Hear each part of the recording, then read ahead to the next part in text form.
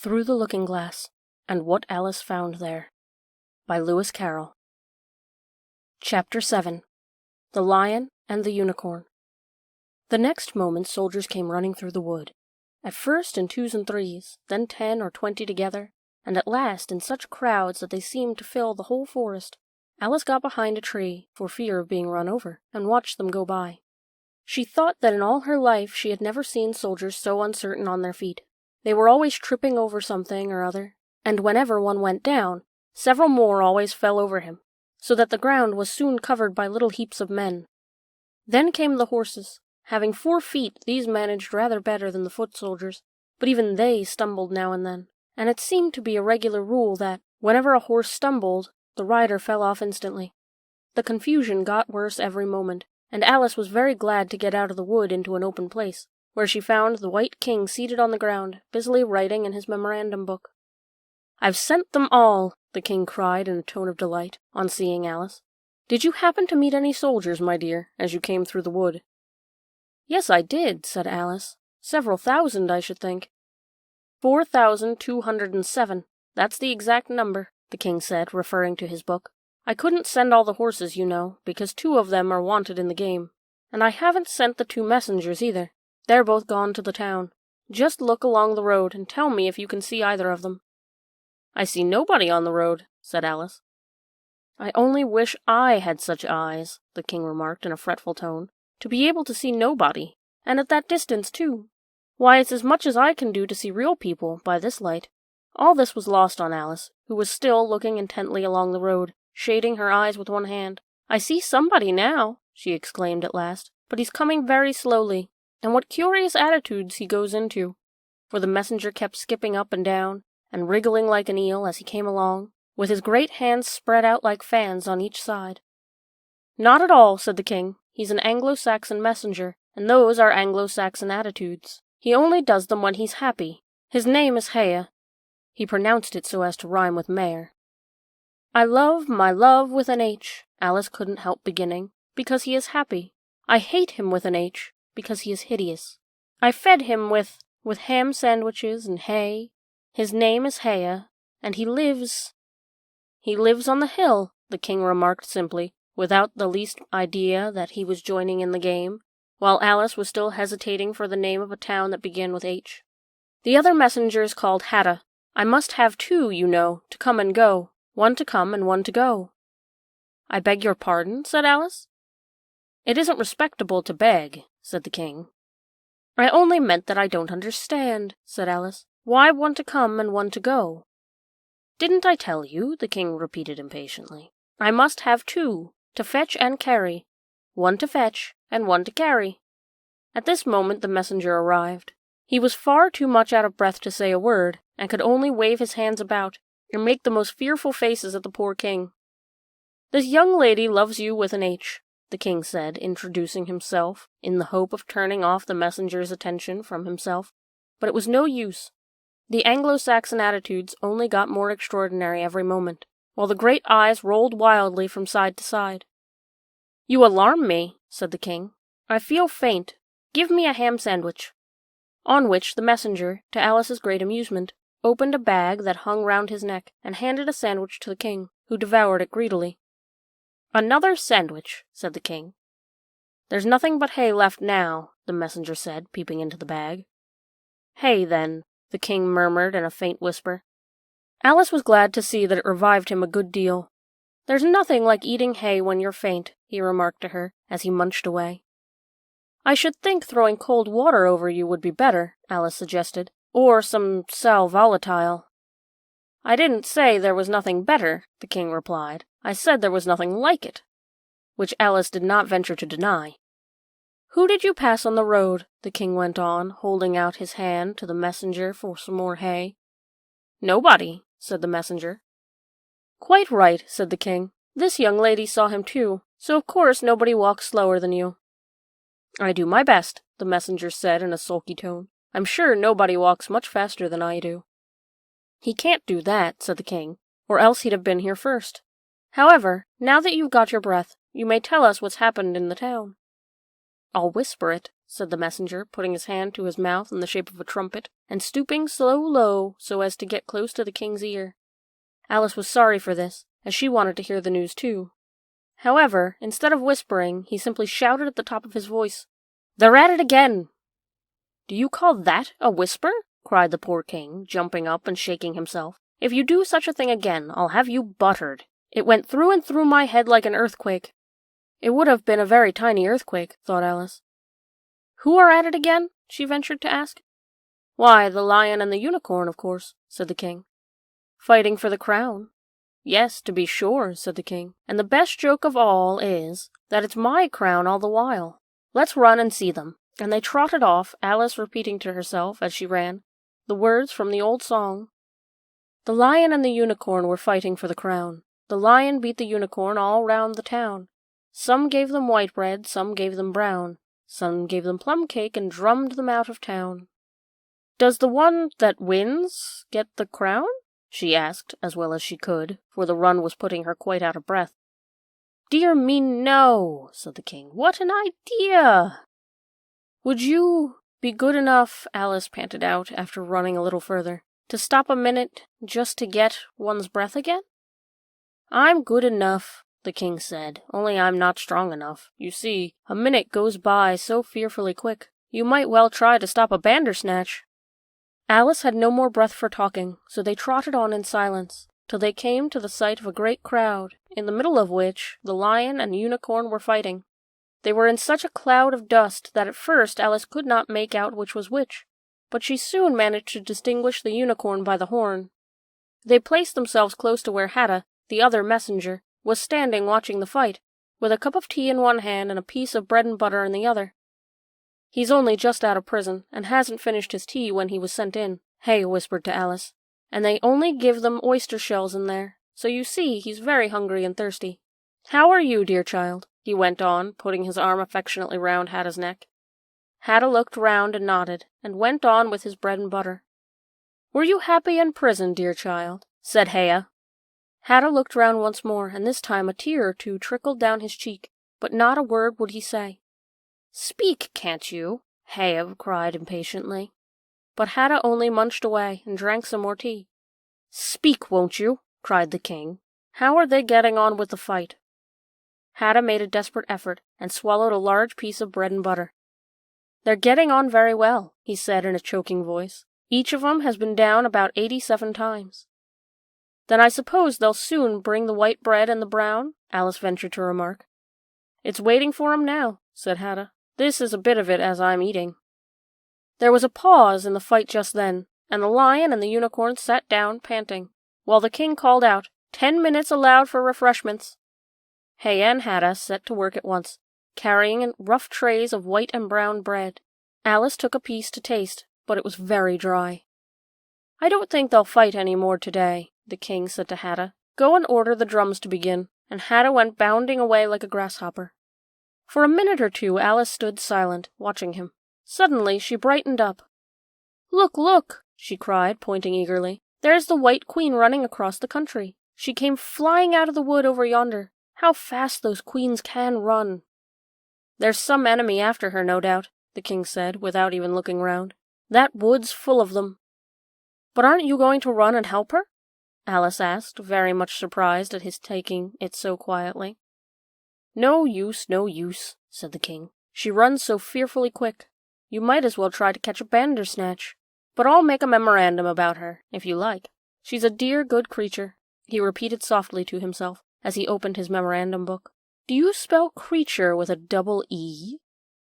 At this moment the unicorn sauntered by them, with his hands in his pockets. "I had the best of it this time," he said to the king, just glancing at him as he passed. A little," the king replied rather nervously. "You shouldn't have run him through with your horn, though, you know." "It didn't hurt him," the unicorn said carelessly, and he was going on when his eye happened to fall upon Alice. He turned round rather instantly, and stood for some time looking at her with an air of the deepest disgust. "What is this?" he said at last.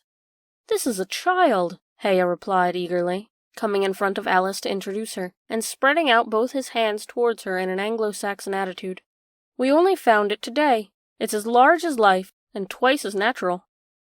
"I always thought they were fabulous monsters," said the unicorn. "Is it alive?" "It can talk," said Hea solemnly. The unicorn looked dreamily at Alice and said, "Talk, child." Alice could not help her lips curling up into a smile as she began. "Do you know, I've always thought unicorns were fabulous monsters, too. I never saw one alive before." "Well, now that we have seen each other," said the unicorn, "if you'll believe in me, I'll believe in you. Is that a bargain?" "Yes, if you like," said Alice. "Come, fetch out the plum cake, old man," the unicorn went on, turning from her to the king. "None of your brown bread for me." "Certainly, certainly," the king muttered, and beckoned to Hea. "Open the bag," he whispered. "Quick, not that one. That's full of hay." Hea took a large cake out of the bag, and gave it to Alice to hold, while he got out a dish and carving knife. How they all came out of it, Alice couldn't guess. It was just like a conjuring trick, she thought. The lion had joined them while this was going on. He looked very tired and sleepy, and his eyes were half shut.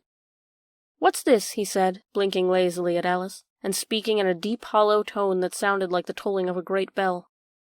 "Ah, what is it now?" the unicorn cried eagerly. "You'll never guess. I couldn't." The lion looked at Alice wearily. "Are you animal, vegetable, or mineral?" he said, yawning at every other word. "It's a fabulous monster," the unicorn cried out before Alice could reply. "Then hand round the plum cake, monster," the lion said, lying down and putting his chin on his paws. "And sit down, both of you," to the king and the unicorn. "Fair play with the cake, you know." The king was evidently very uncomfortable at having to sit down between the two great creatures, but there was no other place for him. "What a fight we might have for the crown now," the unicorn said, looking slyly up at the crown, which the poor king was nearly shaking off his head, he trembled so much. "I should win easily," said the lion. "I'm not so sure of that," said the unicorn. "Why, I beat you all around the town, you chicken," the lion replied angrily, half getting up as he spoke. Here the king interrupted, to prevent a quarrel going on. He was very nervous, and his voice quite quivered. "All round the town?" he said. "That's a good long way. Did you go by the old bridge, or the marketplace? You get the best view by the old bridge." "I'm sure I don't know," the lion growled as he lay down again. There was too much dust to see anything. What a time the monster is, cutting up that cake. Alice had seated herself on the bank of a little brook, with the great dish on her knees, and was sawing away diligently with the knife. "It's very provoking," she said in reply to the monster. She was getting quite used to being called the monster. "I've cut several slices already, but they always join on again." "You don't know how to manage looking-glass cakes," the unicorn remarked. "Hand it round first, and cut it afterwards." This sounded nonsense, but Alice very obediently got up, and carried the dish round, and the cake divided itself into 3 pieces as she did so.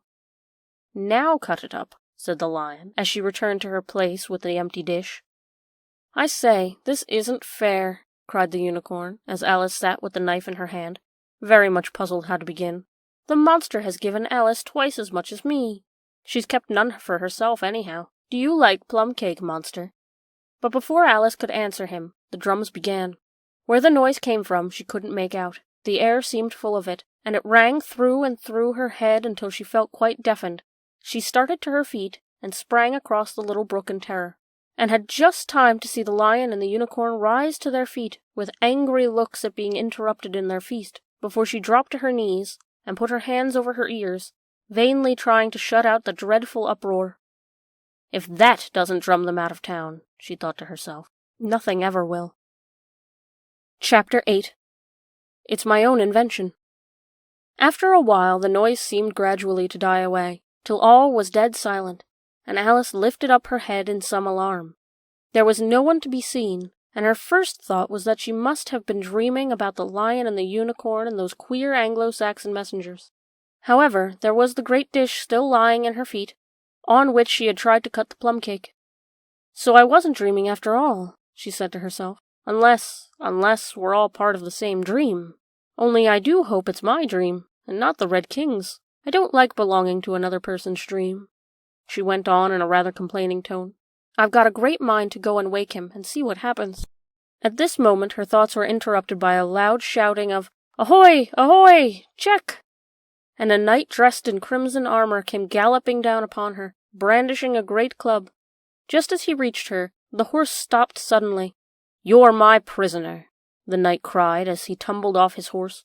Startled as she was, Alice was more frightened for him than for herself at the moment, and watched him with some anxiety as he mounted again. As soon as he was comfortably in the saddle, he began once more, "You're my—" But here another voice broke in, "Ahoy! Ahoy! Check!" And Alice looked round in some surprise for the new enemy. This time it was a white knight. He drew up at Alice's side, and tumbled off his horse just as the red knight had done. Then he got on again, and the two knights sat and looked at each other for some time without speaking. Alice looked from one to the other in some bewilderment. "She's my prisoner, you know," the red knight said at last. "Yes, but then I came and rescued her," the white knight replied. "Well, we must fight for her then," said the red knight, as he took up his helmet, which hung from the saddle and was something the shape of a horse's head, and put it on. "You will observe the rules of battle, of course," the white knight remarked, putting on his helmet too. "I always do," said the red knight, and they began banging away at each other with such fury that Alice got behind a tree to be out of the way of their blows.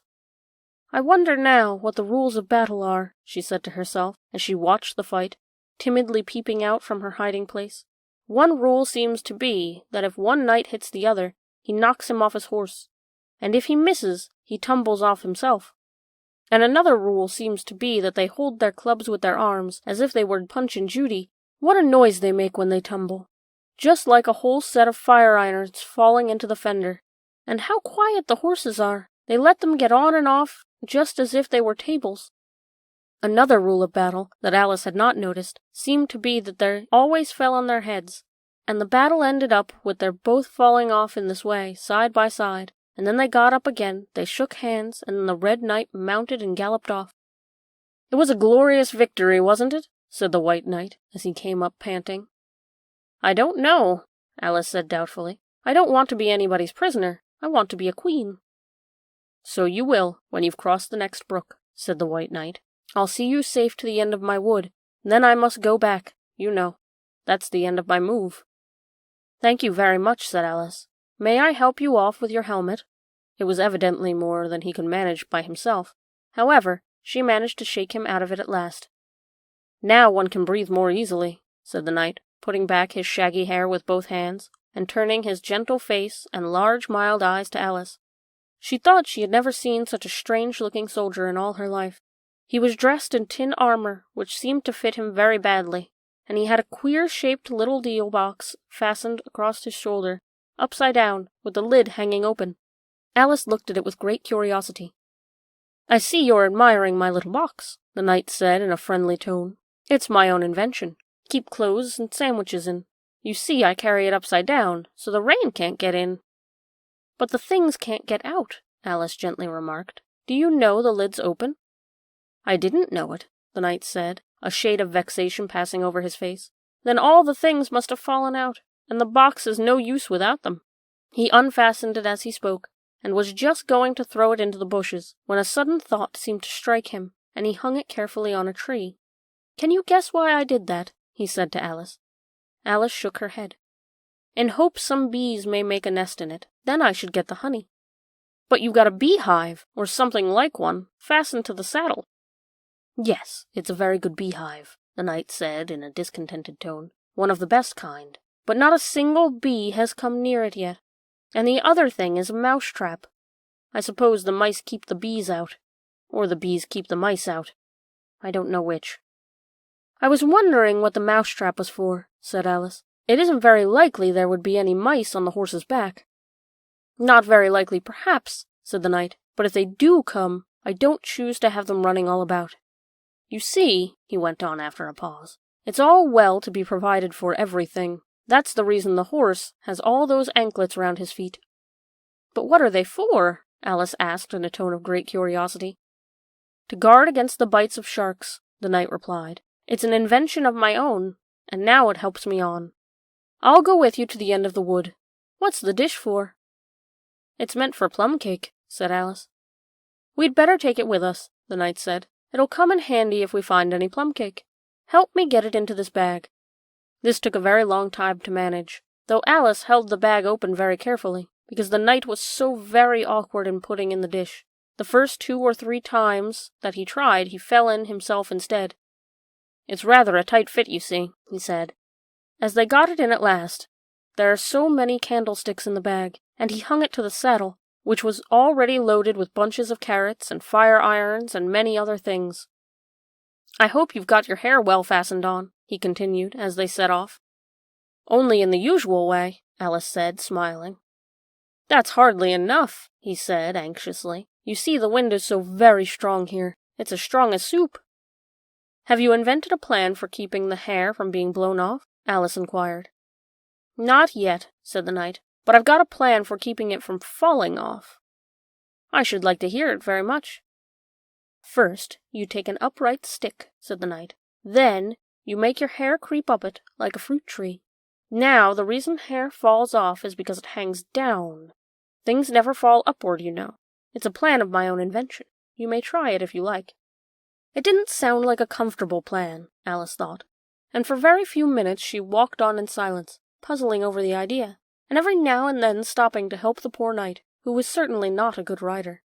Whenever the horse stopped, which it did very often, he fell off in front, and whenever it went on again, which it generally did rather suddenly, he fell off behind.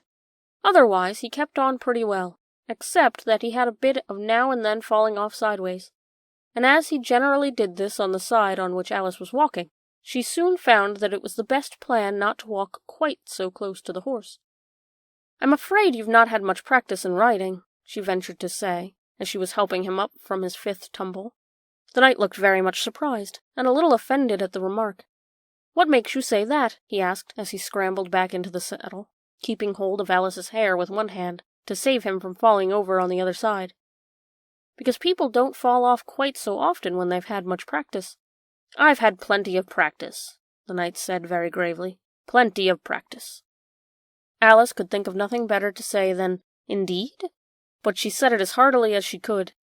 They went on a little way in silence after this, the knight with his eyes shut, muttering to himself, and Alice watching anxiously for the next tumble. "The great art of riding," the knight suddenly began in a loud voice, waving his right arm as he spoke, "is to keep—" Here the sentence ended as suddenly as it began, as the knight fell heavily on top of his head exactly in the path where Alice was walking. She was quite frightened this time, and said in an anxious tone as she picked him up, "I hope no bones are broken."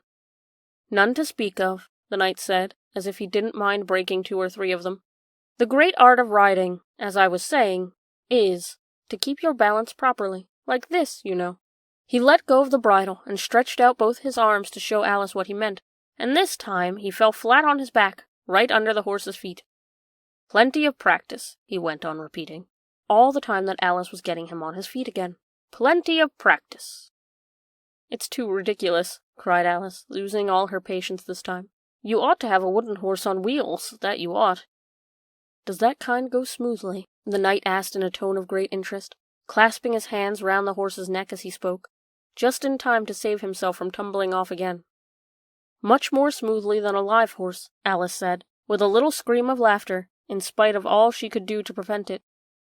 "I'll get one," the knight said thoughtfully to himself. "1 or 2, several." There was a short silence after this, and then the knight went on again. "I'm a great hand at inventing things. Now, I dare say you noticed, that last time you picked me up, that I was looking rather thoughtful?" "You were a little grave," said Alice. "Well, just then I was inventing a new way of getting over a gate. Would you like to hear it?" "Very much indeed," Alice said politely. "I'll tell you how I came to think of it," said the knight. "You see, I said to myself, the only difficulty is with the feet. The head is high enough already. Now, first I put my head on top of the gate. Then I stand on my head. Then the feet are high enough, you see. Then I'm over. You see?" "Yes, I suppose you'd be over when that was done," Alice said thoughtfully. "But don't you think it would be rather hard?" "I haven't tried it yet," the knight said gravely, "so I can't tell for certain, but I'm afraid it would be a little hard." He looked so vexed at the idea that Alice changed the subject hastily. "What a curious helmet you've got," she said cheerfully. "Is that your invention too?" The knight looked down proud at his helmet, which hung from the saddle. "Yes," he said, "but I've invented a better one than that, like a sugar loaf. When I used to wear it, if I fell off the horse, it always touched the ground directly, so I had a very little way to fall, you see. But there was a danger in falling into it, to be sure. That happened to me once, and the worst of it was, before I could get out again, the other white knight came in and put it on. He thought it was his own helmet." The knight looked so solemn about it that Alice did not dare to laugh. "I'm afraid you must have hurt him," she said in a trembling voice, "being on top of his head." "I had to kick him, of course," the knight said very seriously, and then he took the helmet off again. "But it took hours and hours to get me out. I was as fast as lightning, you know." "But that's a different kind of fastness," Alice objected. The knight shook his head. "It was all kinds of fastness with me, I can assure you," he said. He raised his hands in some excitement as he said this, and instantly rolled out of the saddle, and fell headlong into a deep ditch. Alice ran to the side of the ditch to look for him. She was rather startled by the fall, as for some time he had kept on very well, and she was afraid that he really was hurt this time. However, though she could see nothing but the soles of his feet, she was much relieved to hear that he was talking on in his usual tone. "All kinds of fastness," he repeated. "But it was careless of him to put another man's helmet on, with the man in it too." "How can you go on so quietly, head downwards?" Alice asked, as she dragged him out by the feet, and laid him in a heap on the bank. The knight looked on, surprised at the question. "What does it matter where my body happens to be?" he said. "My mind goes on working all the same. In fact, the more head downward I am, the more I keep inventing new things. Now the cleverest thing of the sort that I ever did," he went on after a pause, "was inventing a new pudding during the meat course." "In time to have it cooked for the next course?" Alice said. "Well, not the next course," the knight said in a slow, thoughtful tone. "No, certainly not the next course." "Then it would have to be the next day. I suppose you wouldn't have 2 pudding courses in one dinner." "Well, not the next day," the knight repeated as before. "Not the next day. In fact," he went on, holding his head down, and his voice getting lower and lower, "I don't believe that pudding ever was cooked. In fact, I don't believe that pudding will ever be cooked. And yet it was a very clever pudding to invent." "What do you mean it to be made of?" Alice asked, hoping to cheer him up, but the poor knight seemed quite low-spirited about it. "It began with blotting paper," the knight answered with a groan. "That wouldn't be very nice, I'm afraid." "Not very nice alone," he interrupted quite eagerly, "but you've no idea the difference it makes mixing it with other things, such as gunpowder and sealing wax. And here I must leave you." They had just come to the end of the wood.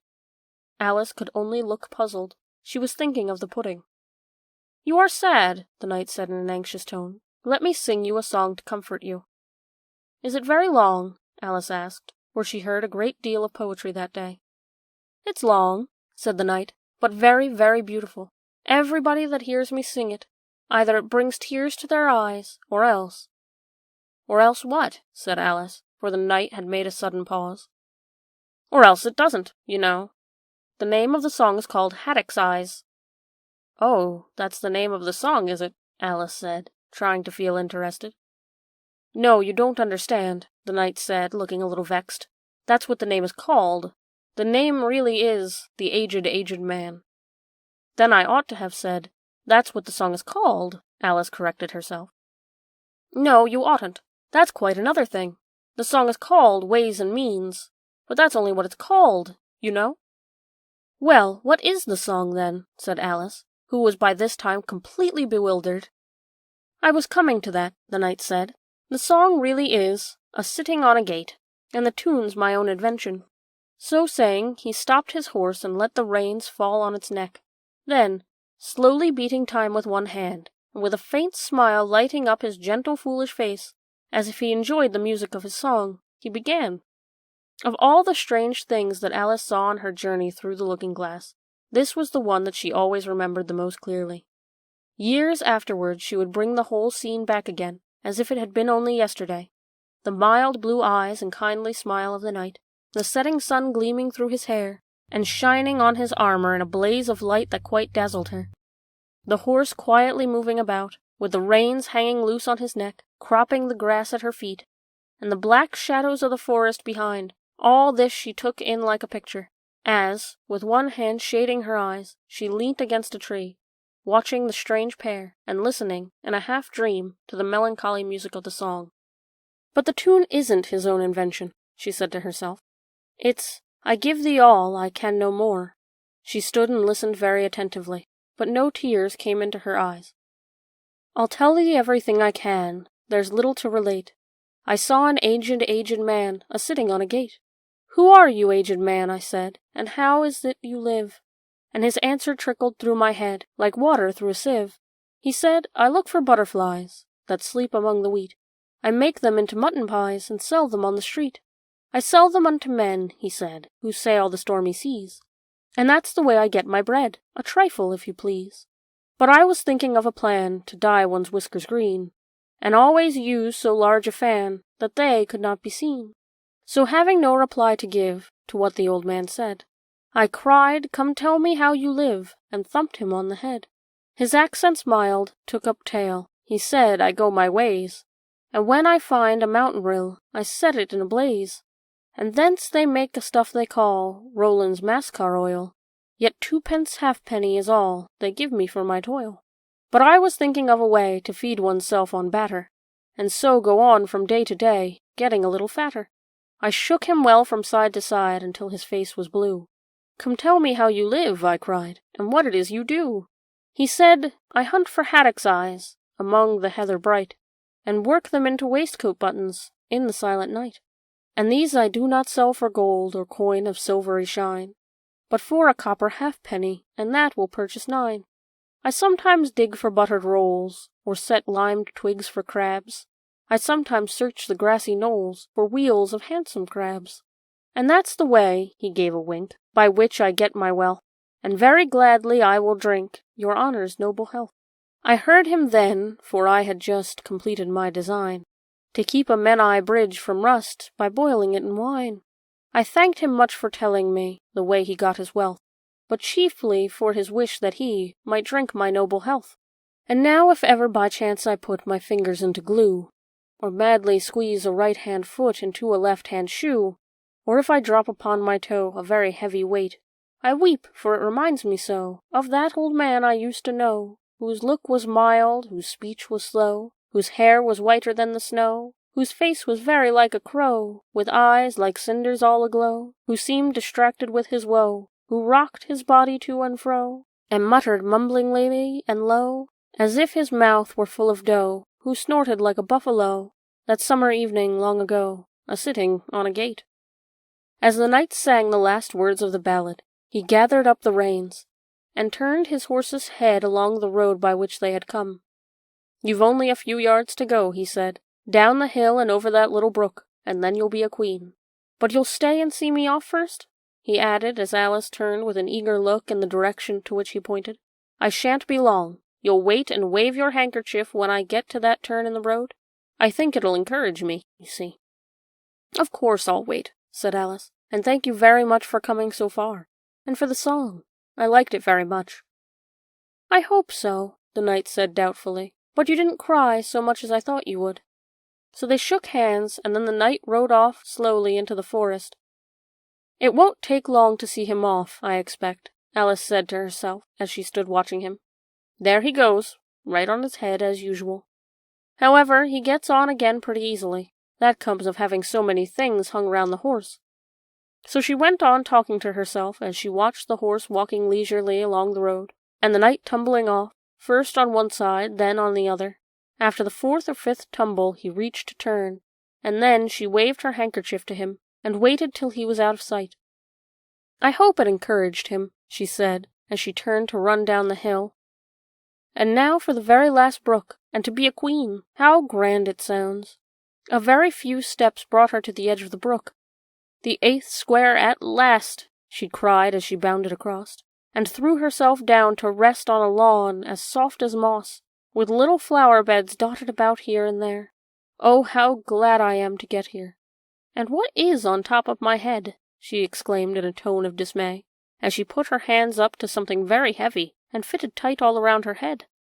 But how can it have got here without my knowing it? She said to herself, as she lifted it off, and set it on her lap to make out what it could possibly be. It was a golden crown.